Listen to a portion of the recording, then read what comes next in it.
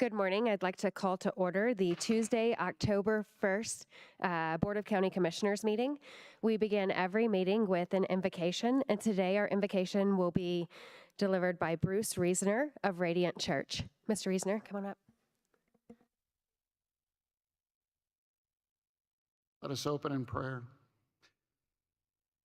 Father God, we welcome you here today.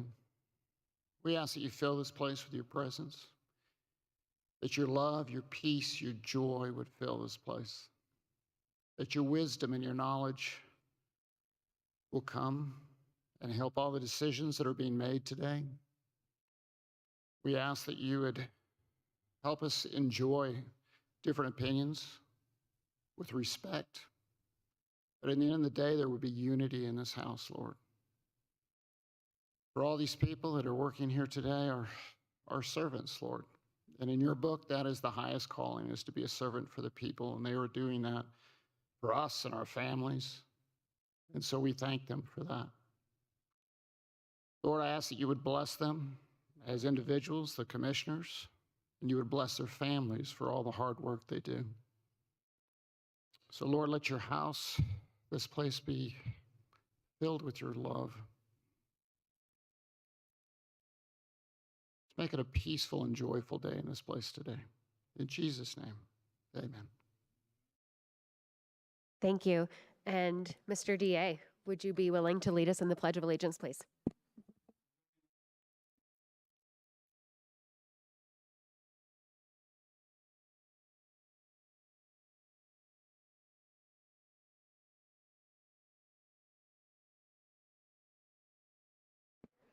Thank you.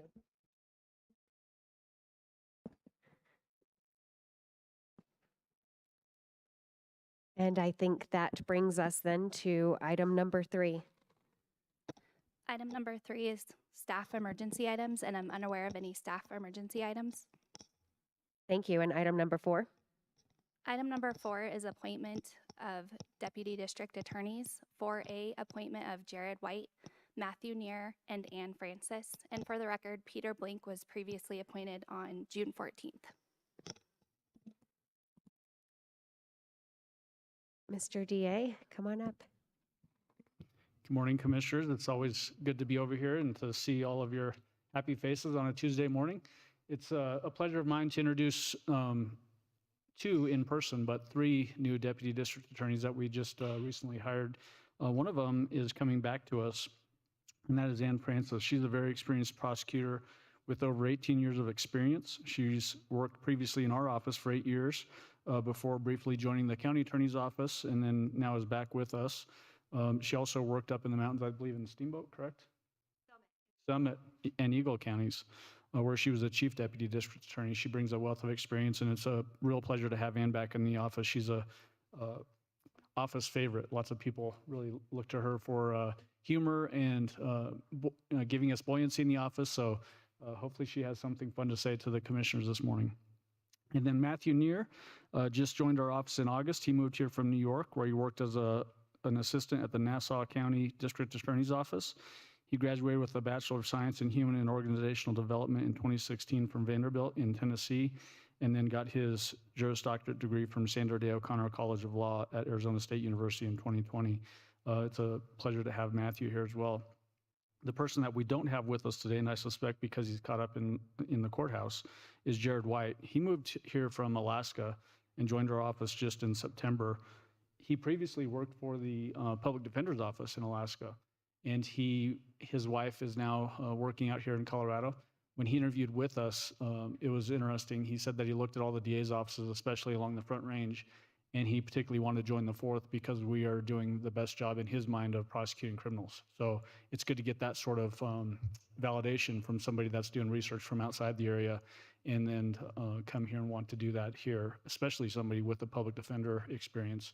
But because of his criminal experience, he's going to be a quick addition to the office and a really good attorney for us.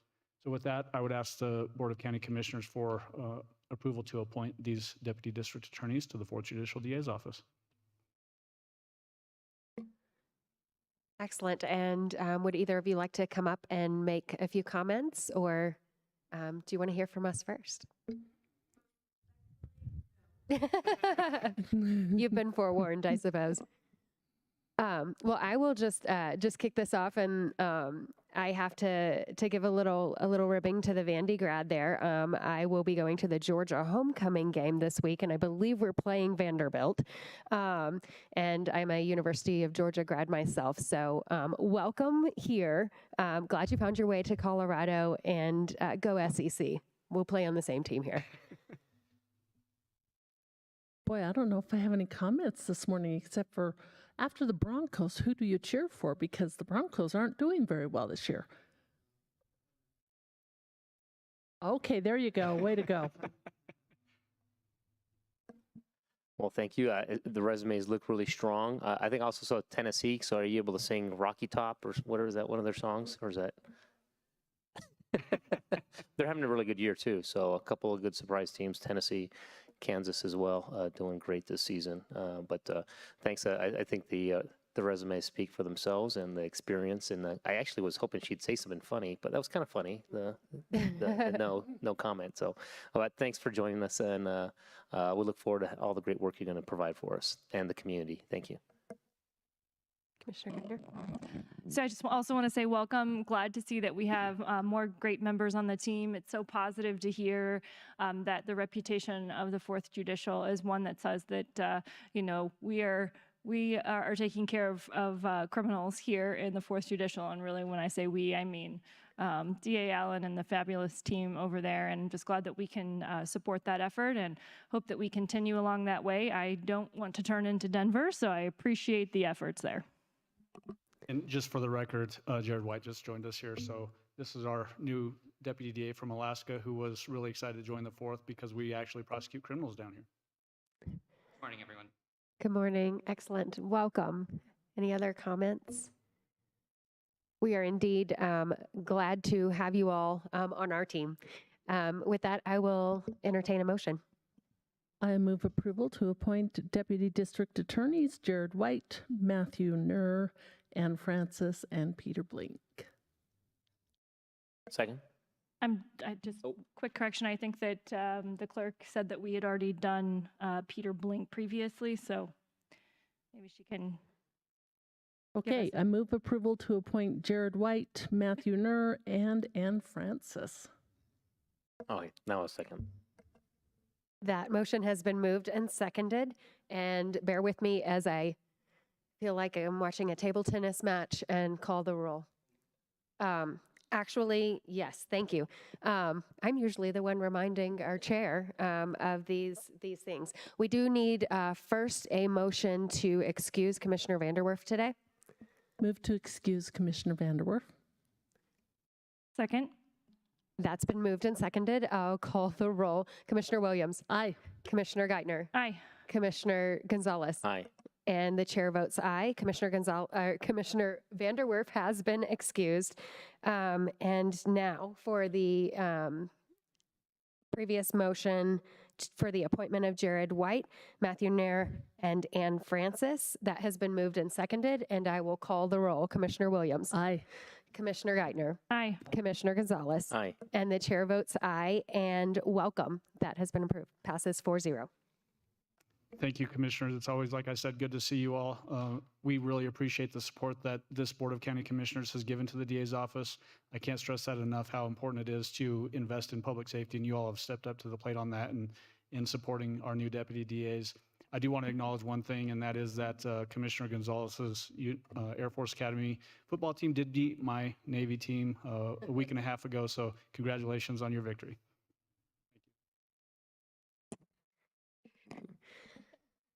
Thank you. And item number 5. Item number 5 is changes, postponements, and notice of next meeting. I'm unaware of any changes or postponements. The next Board of County Commissioners will be October 18th at 9 o'clock and 1 o'clock p.m. for land use. Thank you. And now we have the consent calendar, item number 6.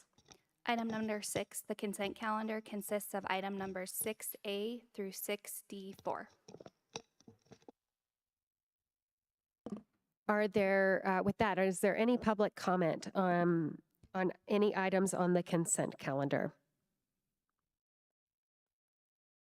Hearing none. Any comments from commissioners? Okay, with that, I'll accept a motion. I move approval of items 6A through D4. Second. That has been moved and seconded. I'll call the roll. Commissioner Williams. Aye. Commissioner Geithner. Aye. Commissioner Gonzalez. Aye. And the chair votes aye. That passes 4-0 with Commissioner Vanderwerf excused. Item number 7. Item number 7 is comments by elected officials and commissioner liaison reports. Commissioner Williams. Good morning. It's very exciting to be here. I was not able to comment last week, so I wanted to tell you about a tour that about 4 of us from El Paso County were able to go on, myself and 3 staff members of the Colorado Utilities Lower Arkansas water system. It was not the SDS system. It was actually very fascinating. We went all the way down to first, I forget the county. We went to Bent County, and we had talked about the previous buy and dry procedures in the county next to Bent County. That happened a lot in the 70s. A lot of utility companies came in, big providers, bought the farms, stole the water, and totally dried out the county. And then we went to Bent County, where we're working with farmers. The Colorado Springs Utilities is working with farmers, especially one group of farmers where they're buying the land, and it's a 50-50 water exchange. So we actually want to make them better. So we take the water from underneath their farm, but we also return the water. We've put in, the Colorado Springs Utilities has put in sprinkler systems for them. They make alfalfa. They also make a special type of hay for the horses in Black Forest, which was really fascinating. And these are just young guys, probably between 20 and 30, and they wanted to go into farming, and they're really happy to have the support. The cost of starting up a farm just blew me away. It was $1 million or more just for a piece of equipment. And they're going to be very successful. I sure hope so. And then we went down to Los Animas County and saw the Johnson Reservoir, which is the last place we can collect water before we have to let it go across the border. Once the molecule goes across the border into Kansas, it's not ours anymore. So it was a really fascinating tour. Then last week I also had the CCI, or not the CCI, the Colorado Department of Transportation Statewide Transportation Advisory Committee. One of the things our state has done, instead of giving us income tax cuts, is they put a lot of things into grants. One of the grants I found really interesting was the connected vehicle technology. It enables vehicles to connect. CDOT has roadside units and onboard units, and they're awarded to local jurisdictions based upon a grant. And these onboard units and roadside units connect to say things like, well, in the past 5 minutes, Monument Hill froze up with ice, which happens. It can be literally that short of time where you freeze up with ice, and it becomes very dangerous. So we are working with them because it would be a one-time gift of 10 roadside units and 10 onboard units. I'd really like to see some in that area of the county. We're working with them because the one thing is when they design these grants, they're only giving them to counties and cities. I encourage them to consider opening it up to Area Council of Governments and rural transportation authorities. Those are our organizations that are more flexible, that can apply for the money, and it'd be of real benefit to the largest county in the state. This week, I have the Pikes Peak Area Council of Governments tomorrow. I have the Pikes Peak Rural Transportation Authority tomorrow afternoon, and then some meetings with constituents later on in the week. And that is it. It's been a very enjoyable 2 weeks. Thank you. Thank you, Commissioner Geithner. Thank you. So busy week, including PPRTA, as Commissioner Williams will also be at that meeting as the chair. I will also be participating in a local governance panel here tomorrow evening. Looking forward to sharing about the work that we do at the county.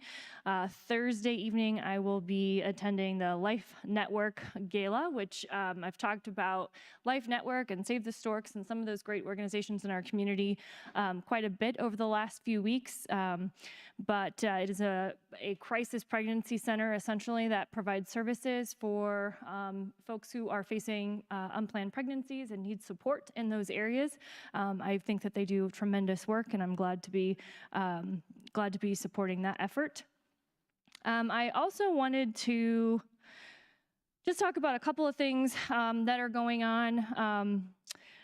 Some of you may have seen there's been quite a stir from Florida, where the Surgeon General of Florida released a statement on mRNA vaccines specifically for men between the ages of 18 and 39. And this is a continuing discussion that I think is important as we get down the road on COVID to have honest and open discussions. I think that that's become more and more of a problem in our nation. We've seen huge efforts to curb what people are calling misinformation, and yet sometimes we later find out it in fact wasn't misinformation. And that's the problem with having anyone, any ministry of truth, if you will, who gets to decide what the truth is. That's the entire point of free speech, is that we can debate and banter and look for truth in everything that we see in our world. So I was really interested to see that. I forwarded that statement that was posted on the Florida Department of Public Health to several of the local public health board members here. I hope that they're going to take a good look at that. But the quote from that was, "Studying the safety and efficacy of any medications, including vaccines, is an important component of public health," said Surgeon General Dr. Joseph Ladapo. "Far less attention has been paid to safety, and the concerns of many individuals have been dismissed. These are important findings that should be communicated to Floridians." And indeed, I think beyond Florida, we need to have those discussions. The substance was that the analysis found that there was an 84% increase in the relative incidence of cardiac-related death among males 18 to 39 years old within 28 days following the mRNA vaccination. And I think that that's just it's just a really important study that we need to look into. It's been on my mind a lot, especially as we have done the Opioid Council, and we're talking about the opioid epidemic, and we know that that was caused in large part by pharmaceutical companies not sharing the realities of what those medications were capable of, and the kind of addictive nature and what was happening with those with patients. And I just find those things really, really important, that it's very tempting to want to bury information that is not, doesn't work well in the concert of what we are trying to make happen, but it's very important to continue to have those honest discussions so that we can make sure that we truly are looking out for citizens in the world of public health. So I thought that was a really interesting thing that was happening in the news, and wanted to share that here. And I'm really looking forward to hearing the discussion and whether that is something that is going to be considered here locally. And then last but not least, actually, nope, I have two more things. I was also very frustrated to find out that Colorado was in the news nationally once again for a mistake that our Secretary of State, Jena Griswold, made. There were 30,000 postcards sent out to non-citizens asking them to register to vote. Obviously, non-citizens are not eligible to vote, and so that was very concerning that there was a mistake of that magnitude that was, happening, and also just a waste of funds, right, to send those postcards. And so, not really excited about that in a time where we continue to have a lot of concerns with trust in public institutions, that trust is at an all-time low, that those things are continuing to happen. And so we hope that Jenna Griswold is going to take a step back and recognize that these things are damaging when they happen, and take a better account of how that office is being run. And then so finally, the last thing, we'll end on a fun note here.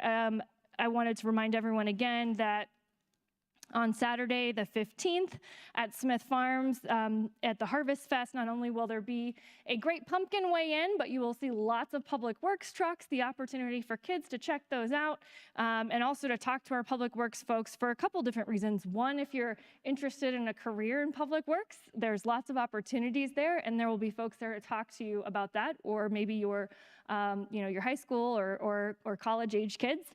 There's something for everyone there, and also an opportunity to learn more about how Public Works operates, find out how to connect with our app and report potholes and other road concerns quickly so that they can be taken care of. So I am looking forward to a good time there, and also seeing our county interact with citizens and get their questions answered. And that's all I have. Very well said, Commissioner Geithner. Commissioner Gonzalez. Thank you, Madam Chair. Just several things as well. So I too will be participating in tomorrow night's government panel here at Centennial Hall with Commissioner Geithner and others. Also tomorrow we have our afternoon PPRTA monthly meeting. Board of Health, we're having an education and training session, so we'll be participating in that for about half. I'll participate in about half of that tomorrow. Thursday morning, and then that Thursday evening, as was also mentioned by Commissioner Geithner, I too will participate in the Life Network dinner. Did want to highlight one or two other things. Ballots do, I believe, get mailed out on Monday. So I hope everybody has gotten registered if you're eligible and have got that all set up. If you have any questions, call our clerk and recorder for any updates, and then make sure that you are registered properly. And so you should be looking for your ballots next week. Well, I'm sure we'll highlight more of that next week. And I did want to also follow up. I appreciate Commissioner Geithner's comments, and very concerned about seeing the article on the Secretary of State's mailers. Again, some changes were also made to the DMV that also makes it more likely that situations like this will happen. Because anybody who registers for a vehicle will, they attempt to then sign you up. Well, what if you're not even a citizen, or what if you're not eligible to vote? Those things are questions that need to be brought up. And I do think there needs a better audit, end-of-year audit on the Secretary of State's office after this incident. And then I'd also like to see what happened. There was thousands and thousands of ballots that were mailed out to residents who are no longer living in homes. And once that's found out, they're supposed to be make sure that those rolls are updated. And I want to know if there was updates or if the same issue occurs in the general election. I want to make sure that people are doing things properly in the Secretary of State's office. Thank you. Thank you, Commissioner Gonzalez. Also very well said. In addition to the things mentioned by my colleagues, I will also have the El Paso County Housing Authority meeting tomorrow. And then I wanted to acknowledge and thank Commissioner Geithner for sending to several Board of Health members the information.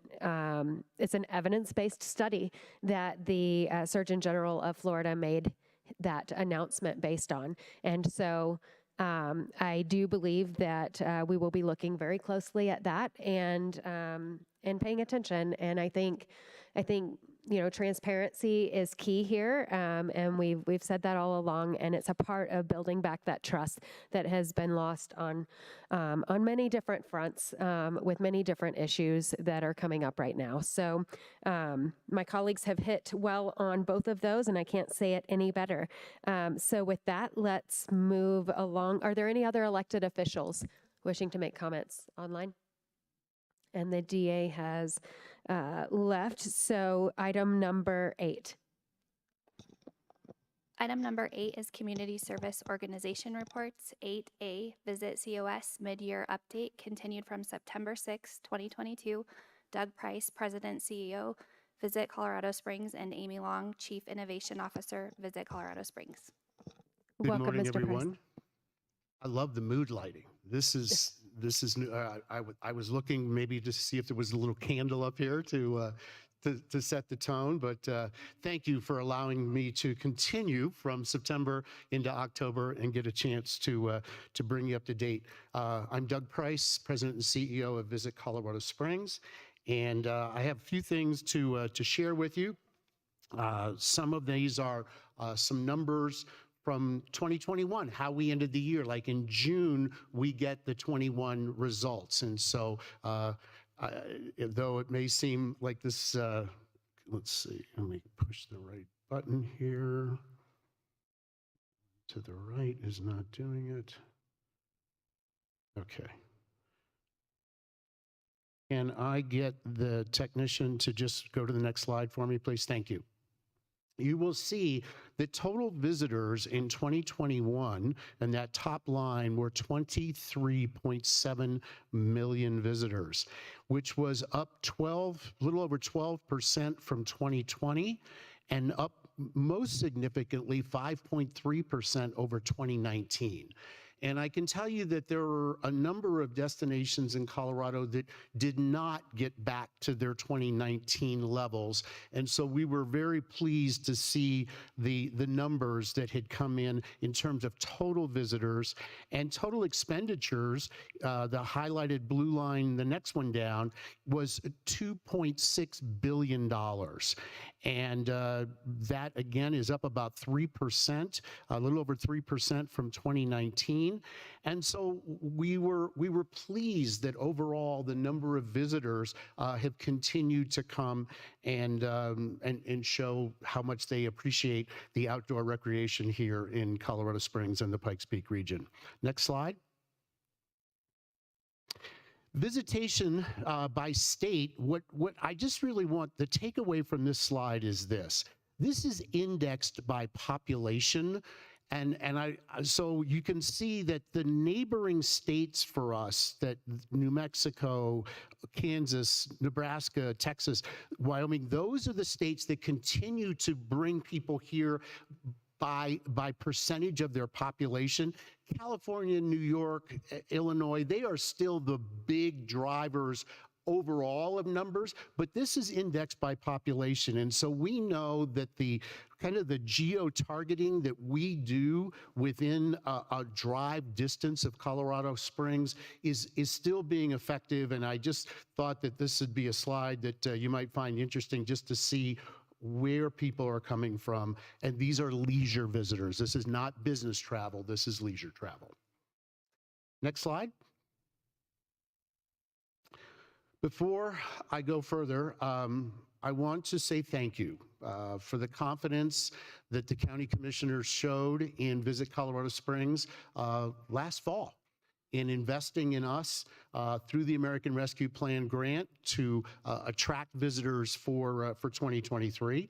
And the next slide will show you so far where the campaign stands. Next slide, please.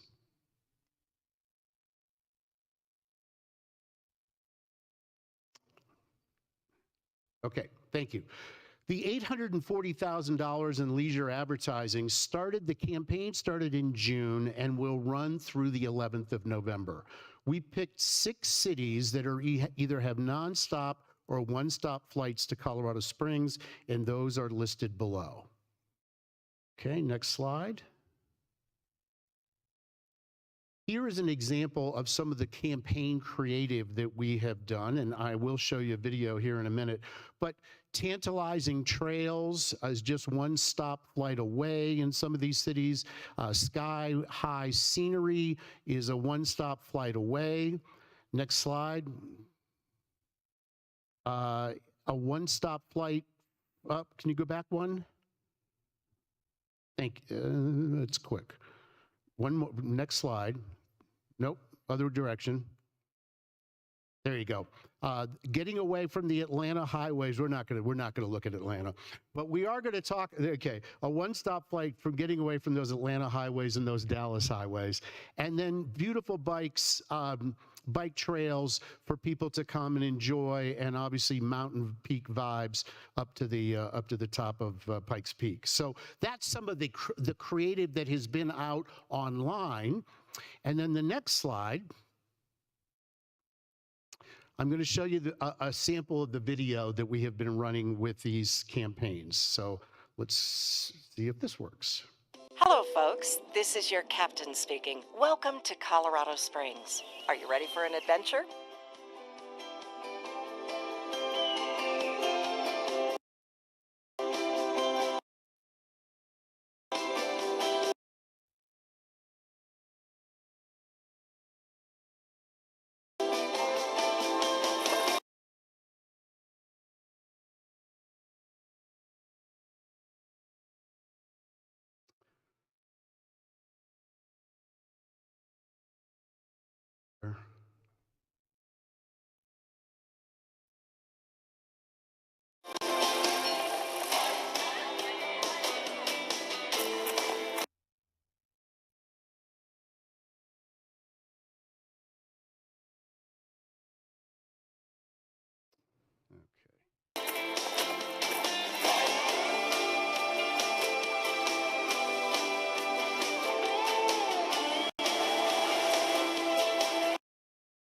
All right, out of respect of your time, I'm going to stop this video and I'm going to send it to you so you can see it, because what you're seeing now is the chopped up versions that is not going to give you the overall feel of this. But each one of these destinations had smaller 30-second videos that we tapered and tailored to their destinations. And the numbers you see in front of you are through October 3rd.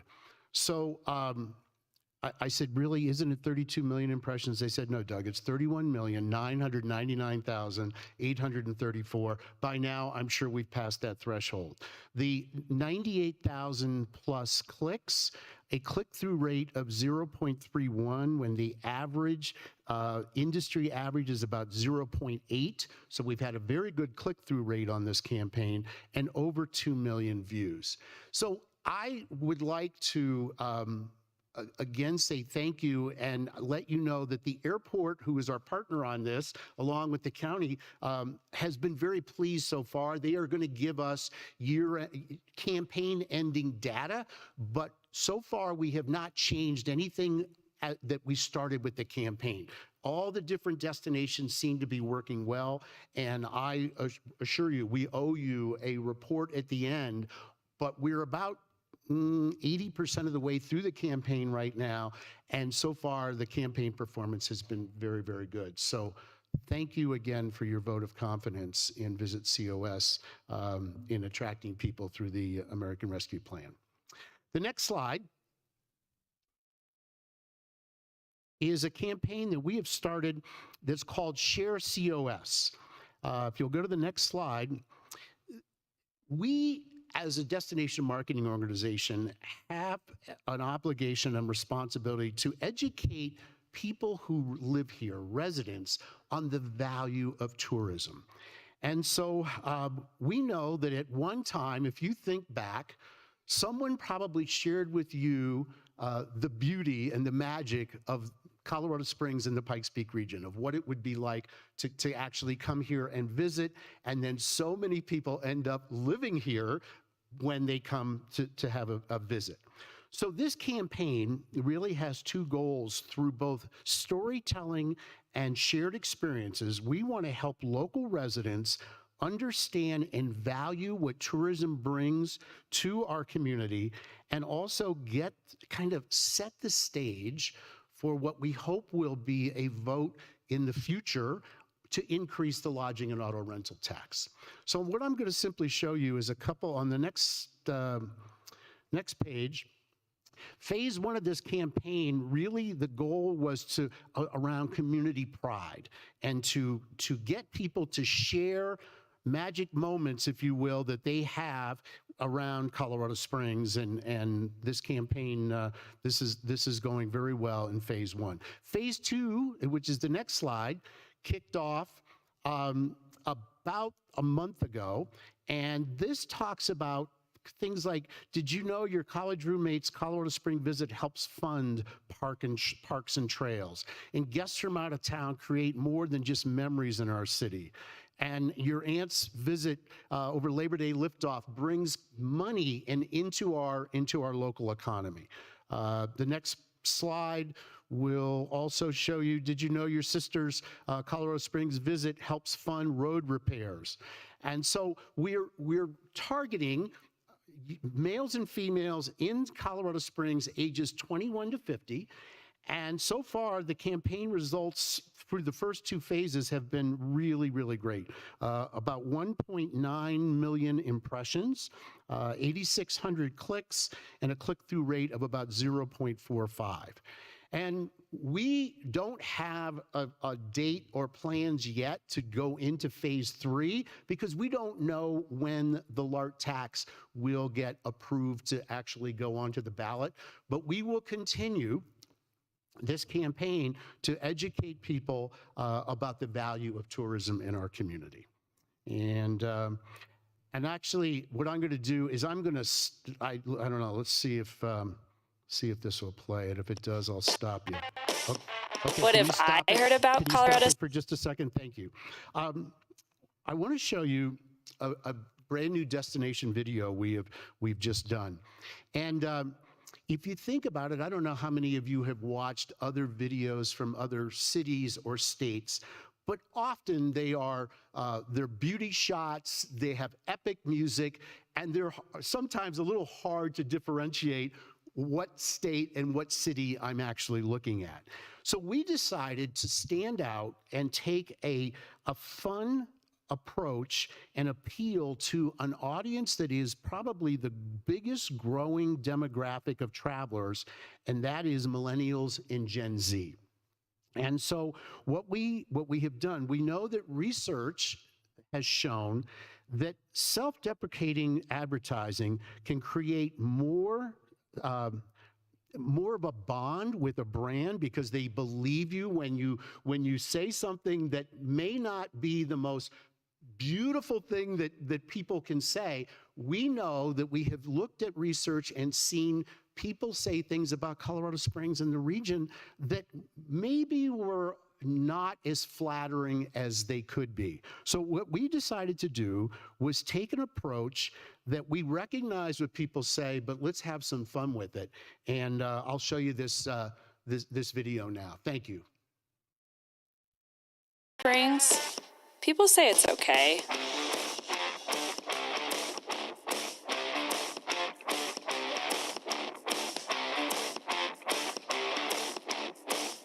They have an airport, but it's too close to the mountains. You don't even have time to get used to the elevation.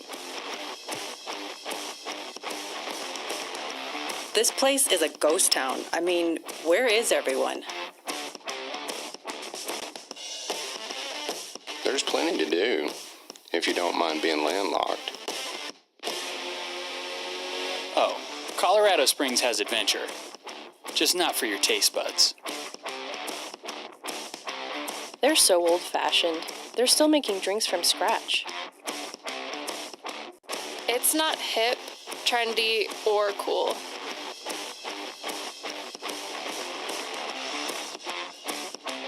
I hear they're really competitive out there.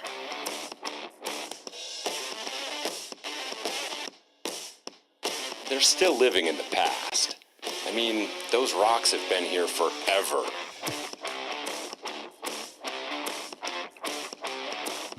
It's got pretty views, but that's about it.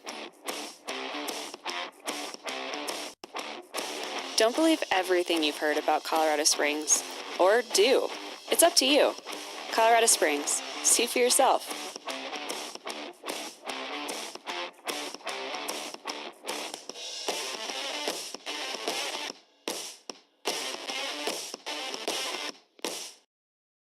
We did that in conjunction with a grant from the State of Colorado Tourism Office. And so far, it just launched the end of September.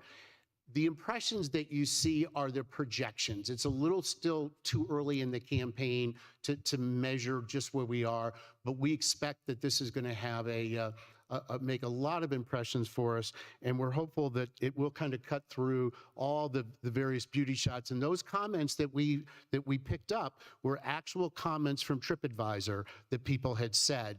And so we said, okay, well, let's take those seriously, but let's have some fun in showing how we would respond to them. Finally, I want to have two quick things to show you. One is the next slide. We have started a podcast called Peek into COS, and we have the next slide will show you the first 14 episodes of who I have interviewed on this.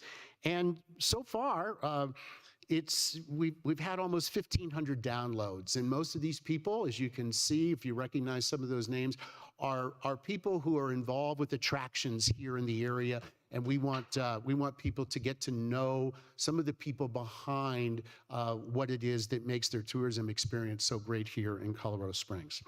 And finally, we launched a new website in April. The next page will just show you, we have it's a clean new look. The navigation is easier than what we had before. And we are continuing to tweak it and make sure that it's everything that we want, but we recognize that your website is your front door, and we want to make sure that the people seeing that kind of understand the adventures here in the Pikes Peak region. So with that, I will be happy to answer any questions that you may have about tourism. Any comments or questions from commissioners? Just thank you, Madam Chair. Just wanted to thank you, Doug, for all the great things you're doing for the community, and I appreciate the updates on how things are going for our community. This is a great place. When I went to college here many, many, many years ago, I love the outdoors. This was a great place, and I think people have been seeing that as we keep seeing all the high rankings that we do as a community. But this is a wonderful place, and you just continue to highlight how great it is. Thank you. Thank you, and again, thank you for your support through the rescue plan. Well said. Any other comments?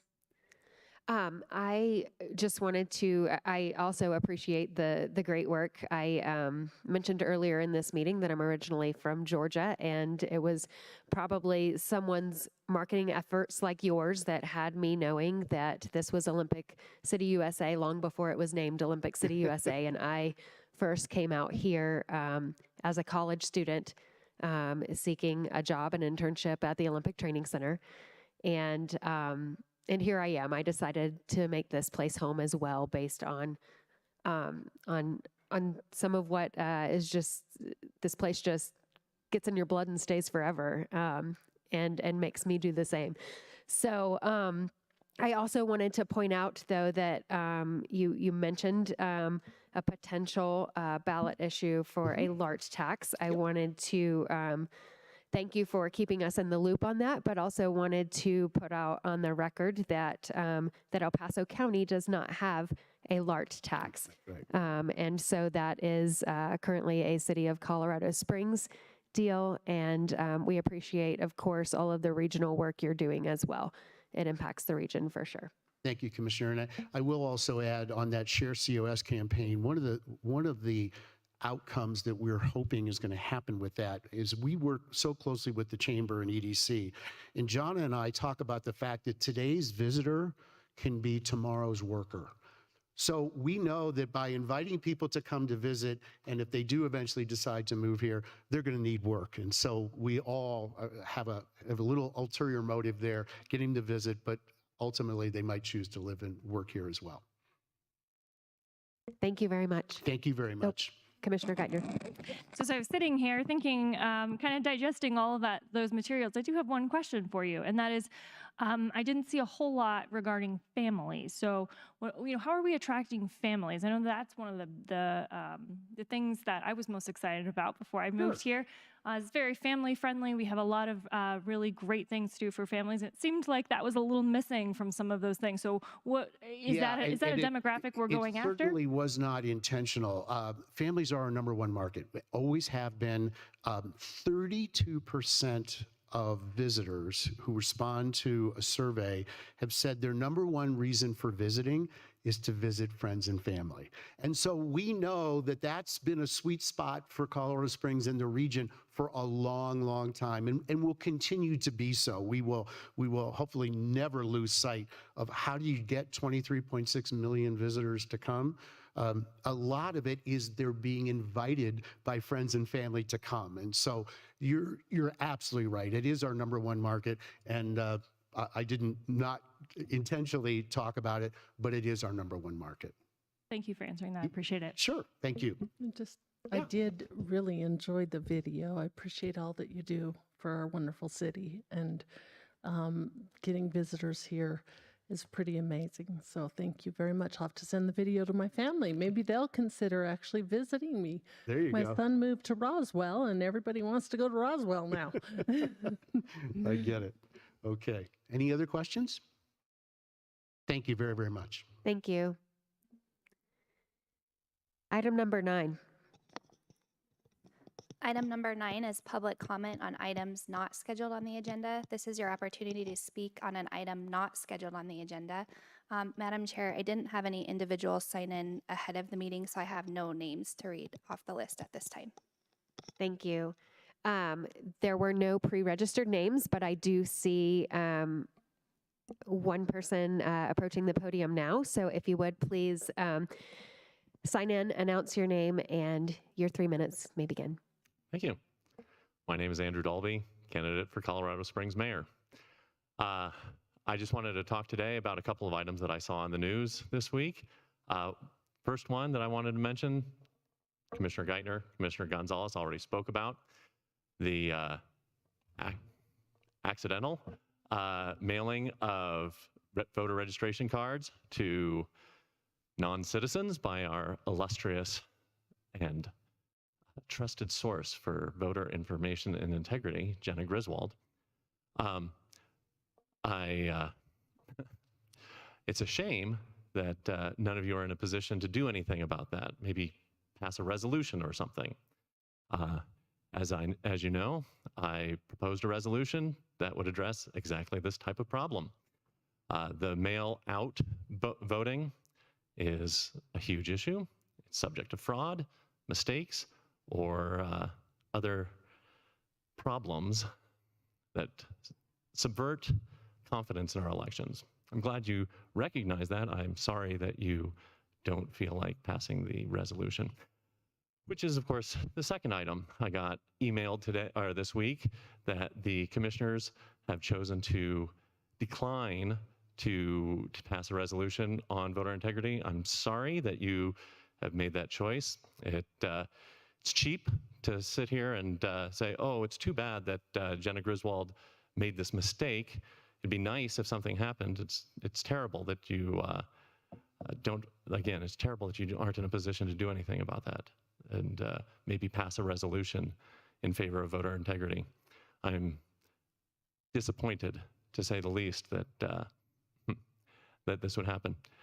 The timing of the announcement that you would not be voting on this resolution was somewhat inauspicious. I noticed that it came out the week after I came and questioned the ethics of voting for one of the commissioners to receive public funds, which brings me to a couple other issues that I noticed in the news this week.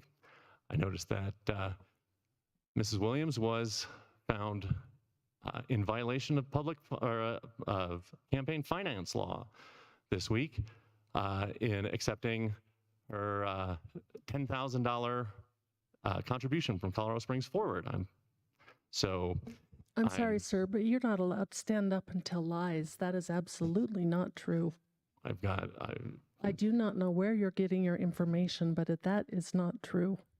Did you receive a $10,000? No, I never received a $10,000 donation. The information you are stating is not true.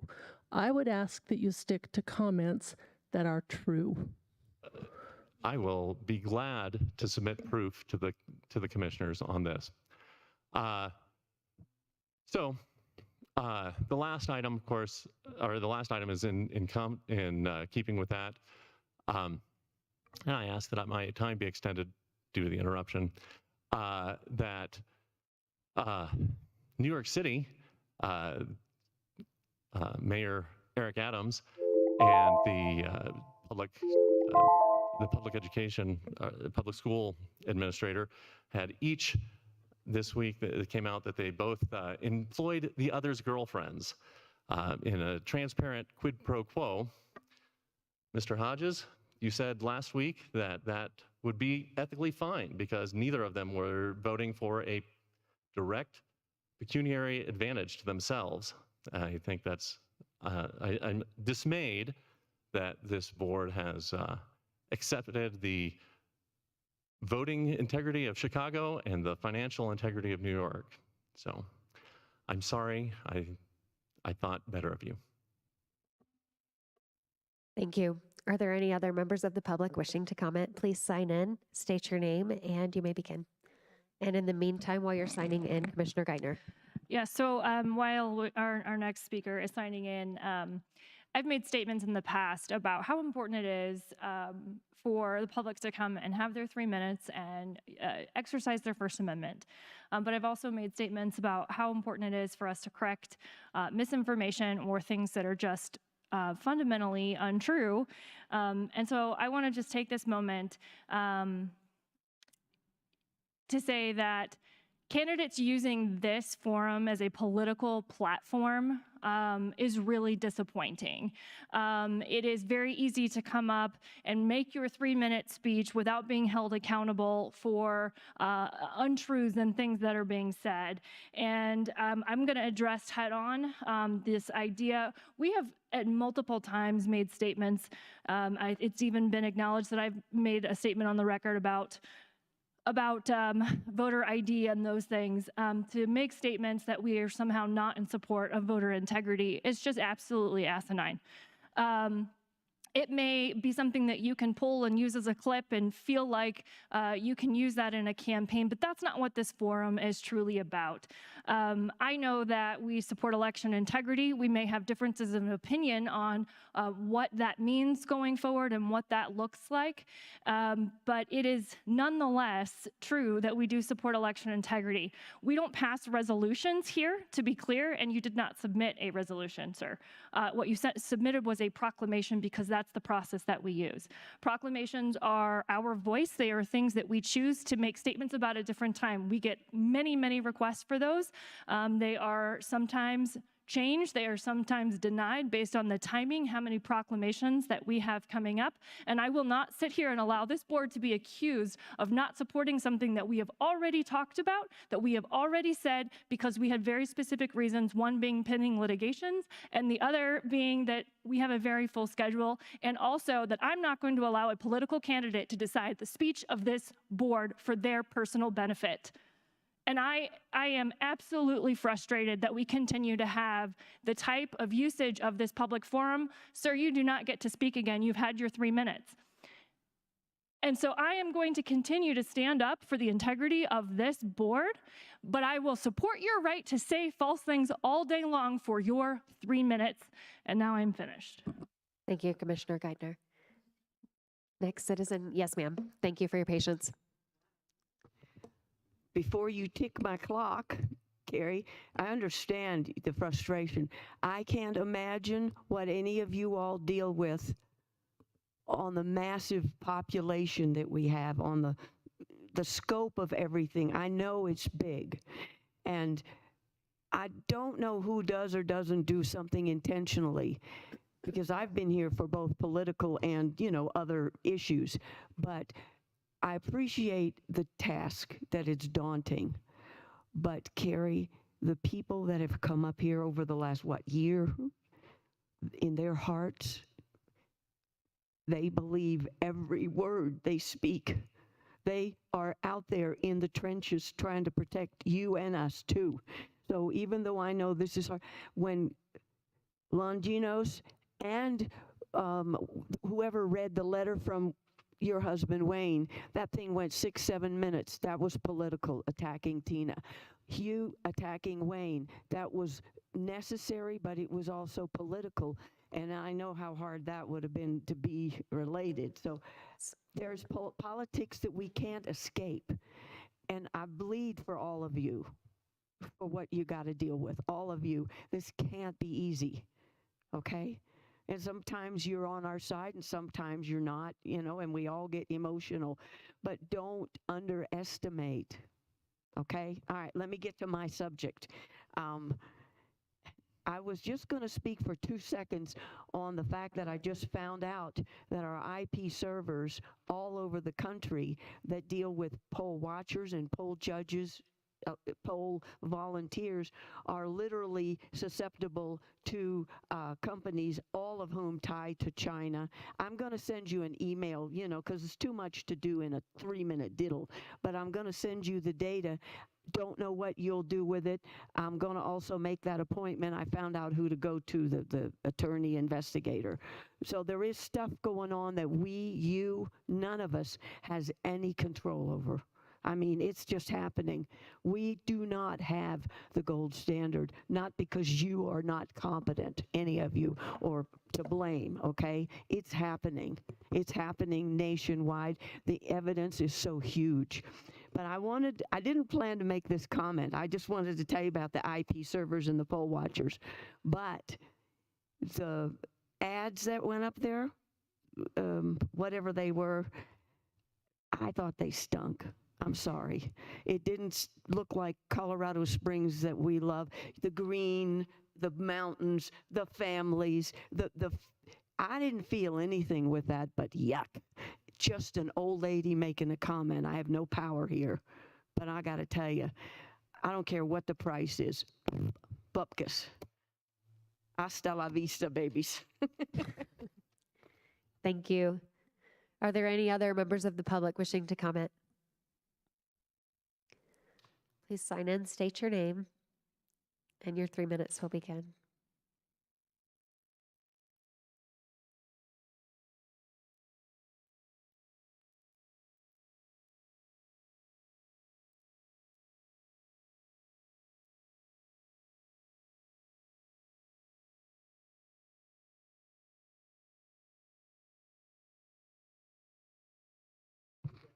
Lawrence Martinez, it's great to see you guys here today. And Commissioner, you are correct. You know what? If you want to make political statements, it's best to do it in a place where there are a lot more people instead of attacking certain situations. Get a milk crate, stand out in the corner. You've got that right. You've got the right for free speech. It doesn't make any impact when you go after those who are truly leading. We need to make sure we allow you guys to lead. If there's a problem with your leadership, well, then you vote for the other person when voting begins. But no, we get nothing done by attacking each other. I myself have worked with so many politicians, with Mrs. Williams' husband, Wayne. He's helped me with quite a few projects. He is someone who will go out there and take a look at situations. We're working on one now in Fountain and Circle. It's incredible, the homeless situation there. On the average, I probably hear about 6 to 7 gunshots a night. It's incredible, the homeless that are situated there. It's incredible if you were to go down there and see the actual drug dealings that don't happen at night, but in the daytime. We've got areas right there on Circle in which you have trailers that have now taken up spaces in between the businesses. So it's situations like that we have to speak about and get done, not attacking with what's going on. I know I've been doing this a long time. So once again, thank you. The need is to work together and not voice dissension, because it does no one any good. Thank you. Thank you. Are there any other members of the public? Okay, with that, item number 10. Commissioner Gonzalez. Item number 10 is a proclamation recognizing October as Arts Month in El Paso County. Lohenius Gonzalez, Jr., Commissioner, Board of County Commissioners. Thank you, and I already see our guests are moving up. So I move to approve a proclamation recognizing October as Arts Month in El Paso County. Whereas the month of October has been recognized as National Arts and Humanities Month by thousands of arts and cultural organizations, communities, and states across the country, as well as by the White House and Congress for more than 2 decades.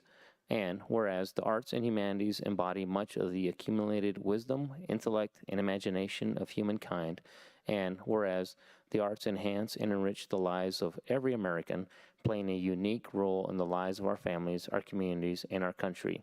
And whereas the focus of Arts Month is to encourage citizens to explore new facets of the arts and humanities in their lives and to initiate lifelong habits of regular participation in the arts.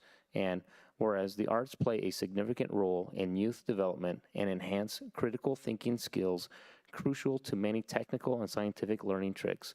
And whereas the local impact of the nonprofit arts industry is significant, generating more than $153 million in economic activity and supporting the full-time equivalent of 5,070 jobs. Now, therefore, the Board of County Commissioners of El Paso County, Colorado, hereby recognizes October as Arts Month in the Pikes Peak region and calls upon citizens to celebrate and promote the arts and culture in El Paso County and to specifically encourage the greater participation by those said citizens in taking action for the arts and humanities in their community. Done this 11th day of October 2022 at Colorado Springs, Colorado, the Board of County Commissioners of El Paso County, Colorado, signed Stan Vanderwerf, Chair, Cami Bremer, Vice Chair, Lojinos Gonzalez Jr., Holly Williams, and Carrie Geithner, members, and attested to by Charles Broman, County Clerk and Recorder. Second. That has been moved and seconded. If you would like to address the commissioners before a full vote, that'd be great. Thank you very much, Commissioners. My name is Andy Vick. I'm the Executive Director of the Cultural Office of the Pikes Peak Region. We are the local arts agency for the City of Colorado Springs, for El Paso County, and for Teller counties. And let's see. Still not working. If you could move to the next slide. Our job in the community is really to be the central resource for the creative sector. We work with artists, businesses, elected leaders, tourists, et cetera, to make sure that the arts are vibrant and thriving in our region. Next slide, please. You probably, I hope, know us for one of our other programs, which is peakradar.com. It's a community calendar that helps visitors and locals to find what's going on in our creative community. Very important program that makes a lot of meaningful connections that have a significant economic impact in our community. Next slide. We are also the organization that gathers that economic impact number that Commissioner Gonzalez just referenced. We are currently using numbers that we collected several years ago. We are now in the process of the Arts and Economic Prosperity Study 6, which we are doing literally right now as we speak. And in September of 2023, we will have new economic impact numbers for our region, and those will be folded into our future proclamations and other resources that we share with the community. Next slide. I'm here today because one of our larger initiatives that happens during October is called Arts Month. National Arts and Humanities Month happens throughout the country during the same month of October. This is our 9th year celebrating locally here. It is an advocacy campaign, it's an awareness campaign, and it allows us to help spread the word about how important arts and culture is in our community. And also it's our invitation to community members and visitors to go out and enjoy the arts. Next slide. I will share a few more bits of information with you, but one of the things we like to do to make hopefully your morning a little more interesting and impactful is to invite a local artist to actually come and share his or her creativity with you. And so we are very fortunate today to have Ashley Cornelius, who is our Pikes Peak Poet Laureate, who has been kind enough to compose a poem that is specifically for the Arts Month proclamation. And so please join me in welcoming our Pikes Peak Poet Laureate, Ashley Cornelius. Welcome, Ashley. Hello, everyone. Thank you so much for having us here. And I'm going to read this original piece that was commissioned as we celebrate Arts Month. Art is a proclamation of our radiant souls creating unapologetically, building bridges from tongues disenfranchised to hearts ready to listen. Art is no longer just entertainment. It is a modality for healing. It is a sacred ritual, a conversation with the community. Our artists are the translators of what adds to the beauty of our region. Blessed are the poets, writers with pens posed to capture fleeting moments, spinning stories grand and epic to be remembered forever. They will find beauty in the mundane details of life, turning the changing of leaves into an odyssey of letting go and transitions, capturing history in metaphors so we may never lose sight of our beginnings, adding meaning when we need it the most, Tetrising syntax for poetic beauty. Blessed are the painters, brushstroke brilliance, visioners of this land, depict us in ways where we will fall in love with ourselves. Cartographers of community cohesion, capturing the abstract, the complex, the joyous in pencil, chalk, clay, or metal. Inspire a dedication to the process, how it's impossible to stay clean when creating and that the mess is a part of the work. Show us what a better world looks like, textured and dynamic. Blessed are the musicians, symphonic demonstrations of creative chaos, soundtrack humanity's exploration of ourselves. Create a sensory experience that vibrates our souls, amplify the marginalized, bring their voices high, surrounded by an accompaniment of validation. Honor the offbeats, the melodies, the rap lyrics. Teach us that harmony sounds like yelling and crying, breathing and laughing. It sounds like authentic self-expression. Conduct us in grace and support of our neighbors. Blessed are the dancers, calligraphy and motion, sharing drama, tragedy, and love, all with a pointed toe. Move the hurt through with fluidity. They will help us reclaim our bodies, move back into our hearts and minds, and make a home. Teach us to move without judgment and give ourselves over to the experiences of radical joy. Blessed are the actors. They will decolonize our movements, teach us the theater of the oppressed, give us rituals, utilize our bodies to give thanks and reverence, teach us how to store blessings more than we do trauma. They will help us take off our masks. The actors will reveal that the world is all a stage, allow us space to bow and shed for the good of the people and the good of ourselves. Remind us of the emotions we've forgotten we can feel. Act out our fantasies, our dreams and pains so that we may heal. Blessed are the comedians, bubbling laughter in bellies and willing it to escape in vibrancy. Alchemy pain and loss into jokes that aim to heal. We laugh so we do not cry. They teach us to laugh until we cry. They will lead us in a revolution of tight cheeks, wild smiles, and delight. May we shelter ourselves in collective giggles, chortles, and chuckles. We are a blank canvas, full of possibilities and potential. Let this month be the invitation for the artist to create, to get messy, to pour in our community and fill every inch of empty space, paint the edges. Collaborate and collage artistic endeavors, record the sounds of artists at work, and dance to it, paint to it, dream to it. This month is an invitation for everyone to engage in one new cultural experience, to reap the benefits of creativity bridging new perspectives. May we all loudly, enthusiastically, and in community celebrate Arts Month. Thank you. Thank you. That was beautiful. Thank you, Ashley. Next slide, please. So October is Arts Month. We're about a week and a half in. So far, it's been absolutely wonderful. There are literally over 350 different cultural events happening during the month of October in our regional community. That's exciting. There is so much to do, and we really are inviting all of our community members to get out and have one new cultural experience with family or friends. You talked about how important family is, and you're absolutely right.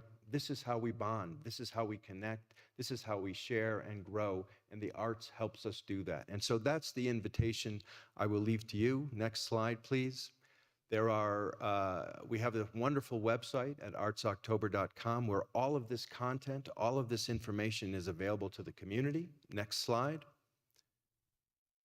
We have so many different things going on. We have so many different partners who have embraced the Arts Month messaging and who are working with us as their cultural office to sing with one voice this October and to, again, invite community to be a part of arts and culture in this region. Next slide.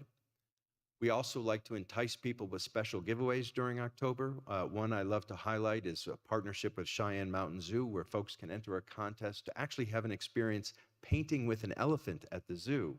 It's one of our most popular things. We've done it before with different animals. If you would like to put your name in the hat, as it were, I invite you to go to artsoctober.com, see all the different giveaways, whether it's a class, whether it's a painting experience, whether it's a musical experience. All these things are there at artsoctober.com. Next slide. So thank you again for your time today. Thank you, Commissioner Gonzalez, for the proclamation. I invite you all to enjoy this wonderful celebration of arts and culture in our community this October and hopefully throughout the year. Thank you very much. Thank you, Mr. Vick. Any other comments from commissioners? Commissioner Williams. I just wanted to say thank you, Ms. Cornelius, for the poem. That was wonderful. Appreciate it.